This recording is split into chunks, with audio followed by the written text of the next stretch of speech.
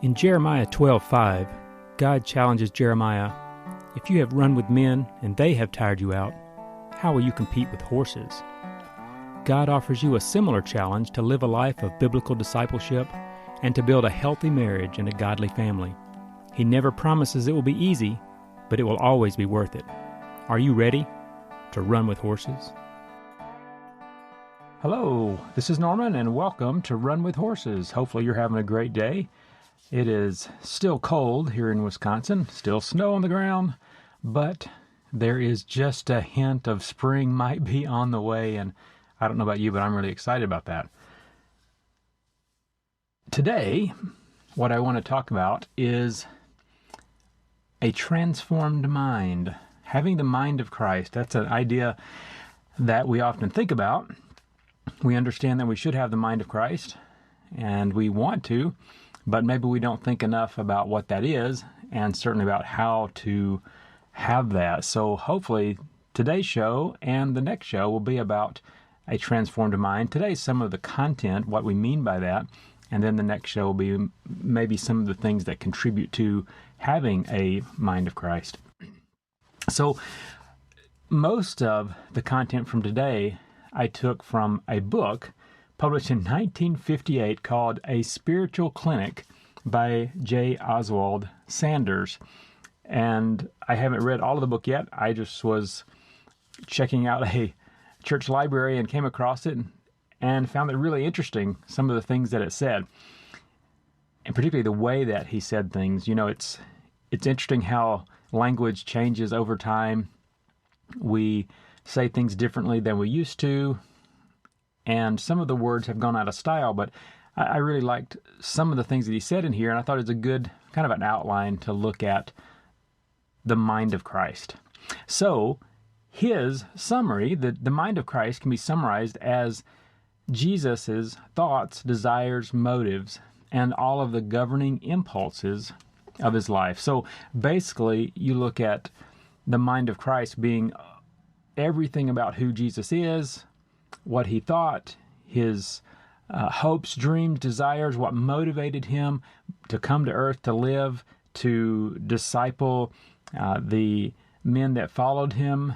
All of those things are included in this idea of the mind of Christ. So as we think about that, he is kind of our goal is to picture him and have his mind and understand what motivated him and say, does that motivate me?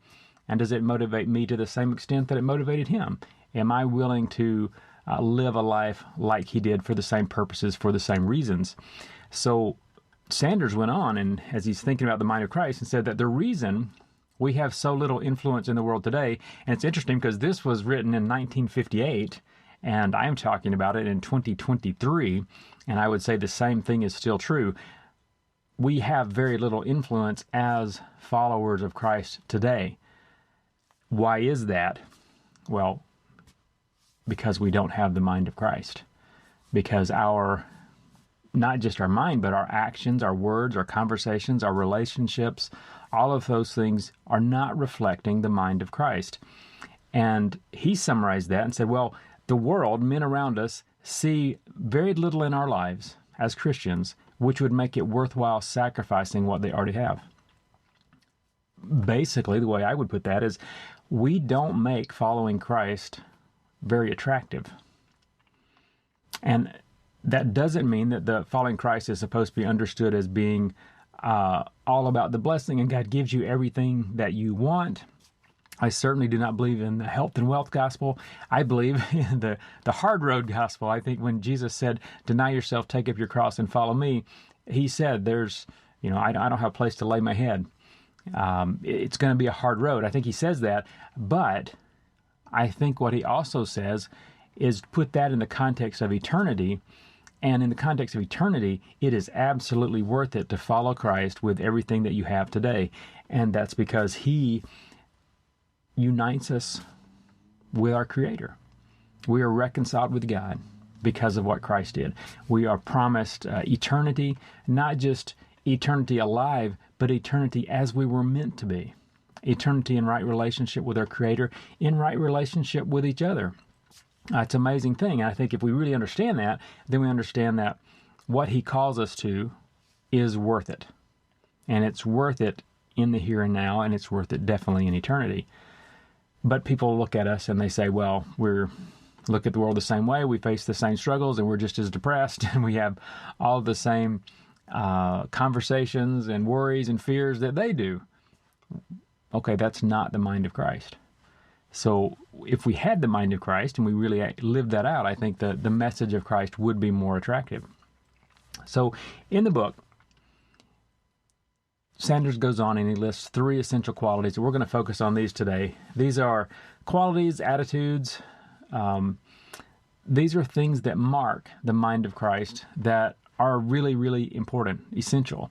And we'll look at them in the context of Christ and Jesus, how he exhibited these, but also just make a quick note of how Moses and Paul, so Old Testament and New Testament, how both of these men also exhibited these essential qualities.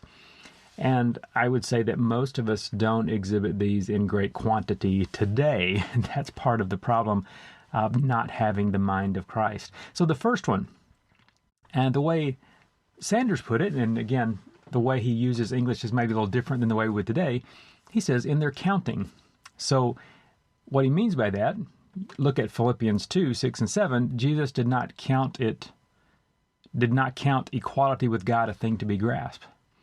So the way he looked at the world, the way he looked at God, he didn't count that a thing to be grasped. And the same idea he uses with Moses. And Moses chose the ill treatment of the Israelites to the pleasures of Pharaoh's palace. So he did not count the pleasures of Pharaoh's palace as worth abandoning the Israelites.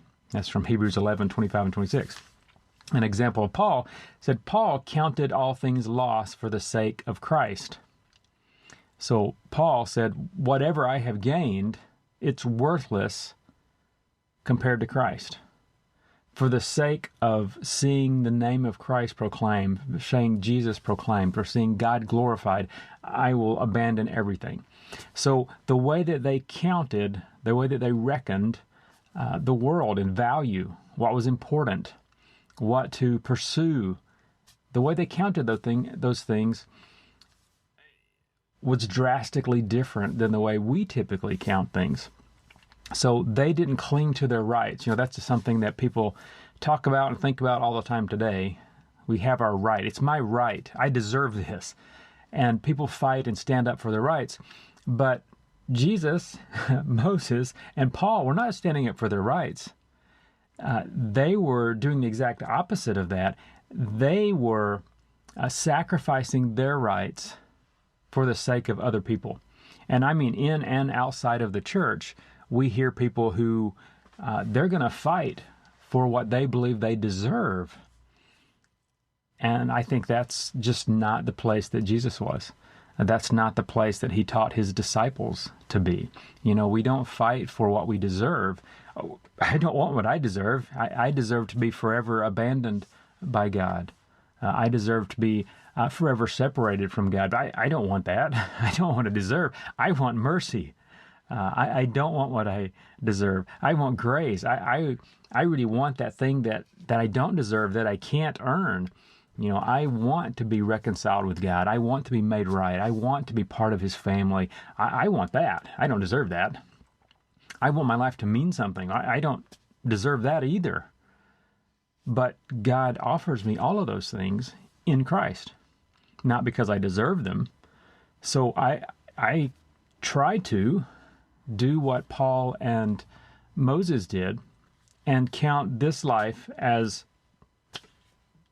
whatever it is gladly sacrificed for the sake of glorifying God, for following him. There's nothing in this life that I'm going to take with me. I'm not going to benefit from anything that I earn financially in this life, or anything that I build or make, anything that's done in my power, my strength, my wisdom. Those things are not going to last. They're not going to really give me any benefit in eternity. Only what's done in Christ lasts. Only what's done in his name. Only what glorifies him. Only the spiritual fruit has benefits. So I really want to count all that as loss, as Paul said. I think that's important. The way that we view our life certainly tells us whether we have the mind of Christ and we're in line with his thinking and the way that he lived or not. And we tend to be selfish and want what we want, and we want it now, and we want more of it, and we want to be treated better than other people. So that really relates to the second one. The second quality of the mind of Christ that Sanders talked about, and this is a word, we'll have to define it. He said his mind is marked by self-abasement. And this is not abasement, the room under your floor in the bottom of the house, not a basement, abasement. And it's self-abasement. So Merriam-Webster defines abasement as to lower in rank, office, prestige, or esteem. And really, the word we typically would think of is humble. Jesus was humble. Going back to Philippians, he humbled himself, taking on the form of a servant. Okay, that's definitely not something that we promote in our culture today. You know, most people, they live the exact opposite of a humble life. They're not seeking to be humble. They're seeking to be proclaimed as great. They want people to serve them, and they're upset when they're not treated with what they believe is the proper respect. I've even heard pastors that they're upset because people didn't respect them properly. Well, I don't know that that's something that we should be seeking out. Jesus certainly was not respected by the establishment. Moses humbled himself. Hebrews 11:25 says, choosing to suffer with God's people rather than enjoy the pleasures of sin for a season. So definitely there are pleasures in sin for a season, but there's also consequences for following a life of sin. And Moses humbled himself. Rather than seeking those pleasures here and now and trying to seek out what he deserved in the world's eyes was to be the son of Pharaoh. He was raised in Pharaoh's household. Man, he could have whatever he wanted. But he didn't pursue that. He didn't claim that as his own. Rather than that, he chose to be with God's people, to be counted as part of God's family. Well, who are we counted with? It should be counted with the church, and the church should be a group of disciples, people who are committed to following Jesus, and we understand that that does not mean that we're going to be lifted up in the world's eye. It doesn't mean that we deserve something here. We're not going to earn great things here because we follow Christ. Just the opposite, in fact. And Paul, in Romans 1:1, called himself a bondslave of Christ. You know, I was reading earlier this week, the word here is doulos, and it means a slave. You know, sometimes people say bondslave, so it's more like a servant, and they try to maybe soften it a little bit. But he's calling himself a slave of Christ. I'm his, completely, absolutely. That's what Paul said. That's absolute humility. I absolutely belong to Christ. I'm his 100%. I think Moses, when he made that commitment to be the leader that God wanted him to be, it was the same thing. He is now God's. He is completely owned by him. He is directed by him. His whole life then is directed toward what God is doing with his people. He's not seeking his own. He's not looking for alternative paths. He's not looking to claim what he believes he earned in this life. He is following Christ. Really, that is the way that we are supposed to live. We are supposed to be clear in our understanding that what Jesus did on the cross was purchase us. And a lot of people try to talk about their freedom. You don't have any. You can pretend, you can think that you do, but you don't. You are a slave in so many ways. A lot of people spend a lot of time and effort. I've heard of some of these billionaires and trillionaires that are trying to outwit the body and the decline of their body, and they want to preserve themselves to go on in the future. One baby have their intellect transplanted into another body and things like that. You can't outrun the decay of sin in this life. You are a slave to the decline caused by sin in the world. That's one thing that you are a slave to. You are a slave to sin. You can't run from that. Your natural bent is to do things that are selfish, that are against God, that really are against other people. And really often the things that we pursue are against our own wishes, are against our own benefit. We would benefit more from doing better. And a good example is in the way that we eat. You're a slave to your flesh, and your flesh wants things that are bad for you. Why do so many of us struggle with weight? Well, we want things that are bad for us. We want a Snickers. We don't want an apple. Who wants to have an apple or an orange when you can have a Snickers or have a cake and ice cream? I mean, that's our flesh controlling us. We are slave to that. Can we sometimes fight it off? Yeah. But it's usually temporary, and we don't do well over the long haul. And even if you eat perfectly for your whole life, you're still going to die. How's that? You're still a slave to the flesh. You're still a slave to the sin that controls you. You're still going to choose things that are against your best interest. And that's even more true when we think about the spiritual life. Our flesh is constantly at war against God, and Paul talked about that. And we don't have the humility to step aside and say, God, I really need help.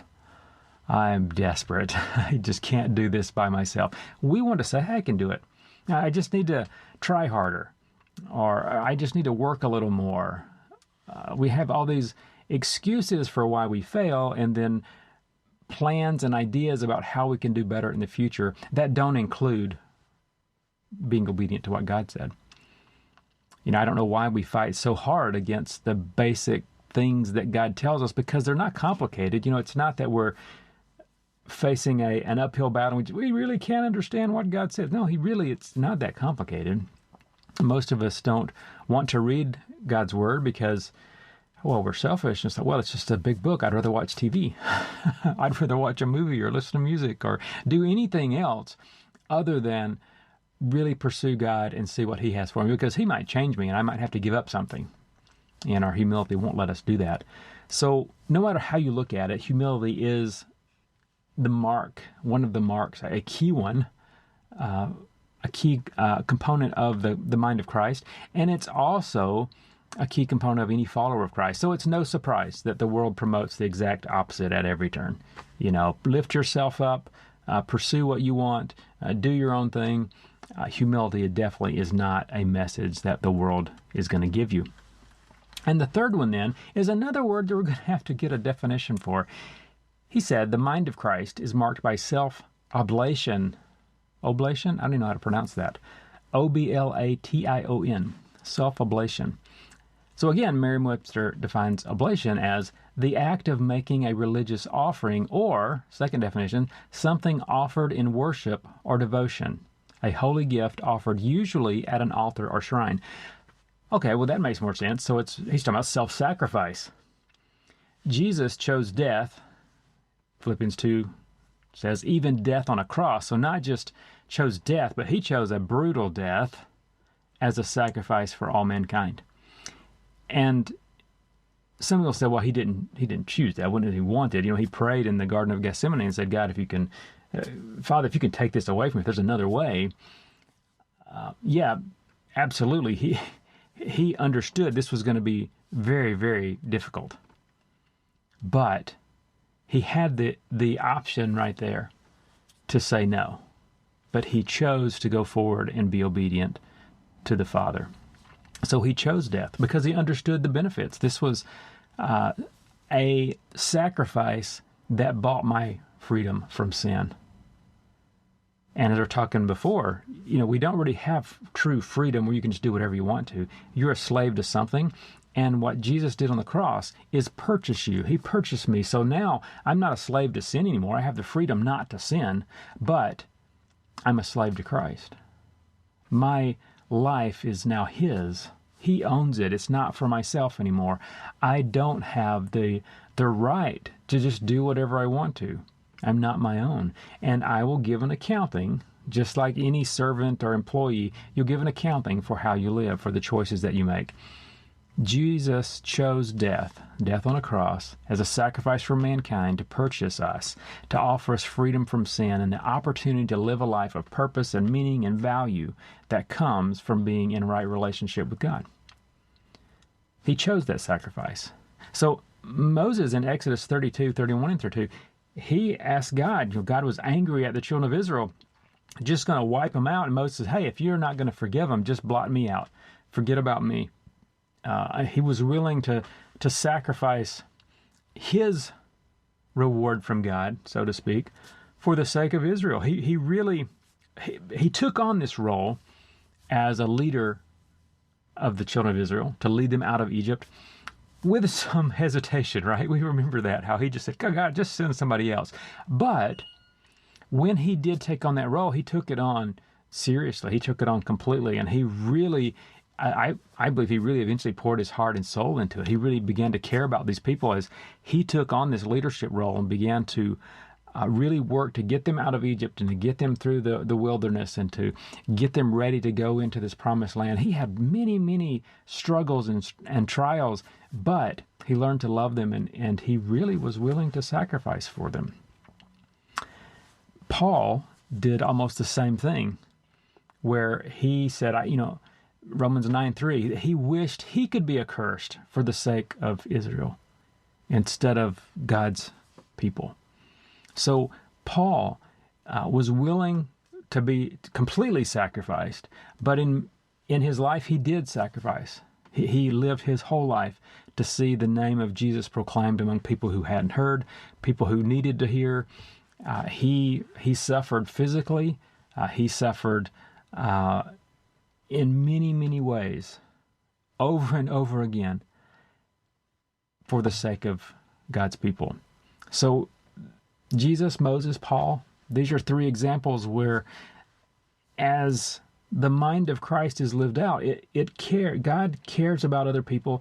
Jesus took on that love of the Father and lived it in the flesh. And then Moses and Paul were examples of men who lived that life, who cared about other people, who cared about God's family enough to sacrifice for God's people. The children of Israel in Moses' case, the church in Paul's case. So all three men showed a genuine, deep, heartfelt love for others in their willingness to sacrifice their life. They didn't live for themselves. They lived for someone else. How do we do that? Are we willing to do that? And I think so often we're just not. We're not willing to sacrifice even some optional things. We want everything that we want, and we're not really willing to sacrifice, to consider other people. And even though the New Testament tells us to consider others better than ourselves, we don't do that. We're not humble enough. We're not willing to sacrifice. So our attitude, our mind, is clearly seen in the things that we run after, that we pursue. And, in the world today, what are you told to pursue? Power, position, money. They're at the top of most people's lists. And unfortunately, the church is not immune to that temptation. Sanders mentioned an example of what he called an influential and worthy pulpit that the pastor died or left, and there were over 250 applicants for that job as pastor of that church. And it's interesting, you think about that, and you think about how many churches there are around the world today where they can't find a pastor willing to serve. So what were those 250 men seeking when they had that big church? Any big church today, it's pretty easy to find a pastor. They got lots and lots of people who are willing to go to a big church. They pay well, they've got prestige, they're going to be heard, and they got lots of really spiritual sounding excuses for why they're going to pursue that with everything that they've got. But what are those men really seeking? Is it humble, self-sacrificial service? I have to question that when most of those men wouldn't be willing to go and serve at the little small church that doesn't have a pastor. There are tons of those. Most pastors end up going upward, right? They go to a bigger church. How many stay at a small one or even go to a smaller one because they're better equipped to help a church get out of a slump. Or they have lots of churches that are known to be just burial grounds for new pastors. What keeps an older pastor who could go and really turn that around? What keeps him from going? I don't know. It's probably not humility. Today our desire is to be served by others. Wealth is seen as a means of securing that praise. We want other people to serve us. The mind of Christ is usually the opposite of that. We're not looking for wealth, position, power. Those things are at battle, and only a complete transformation of our mind is going to change us.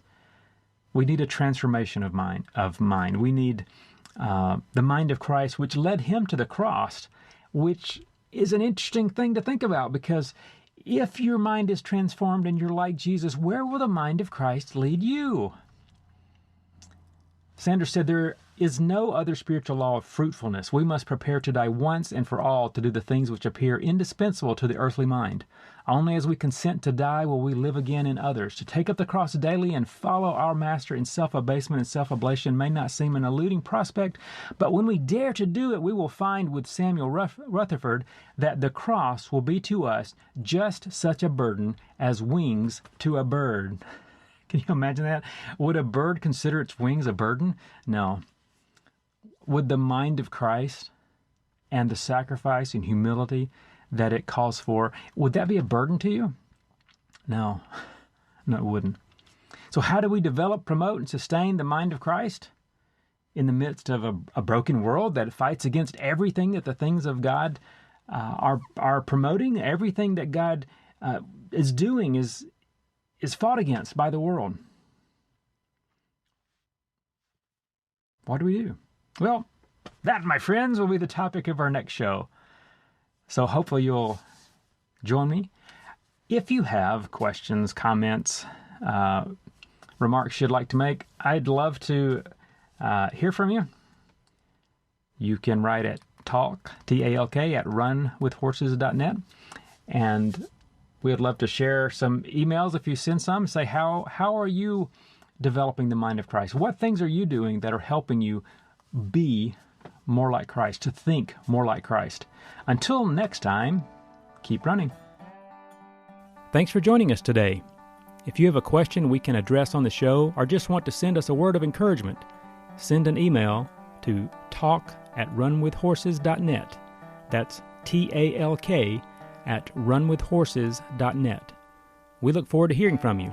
In the meantime, keep running.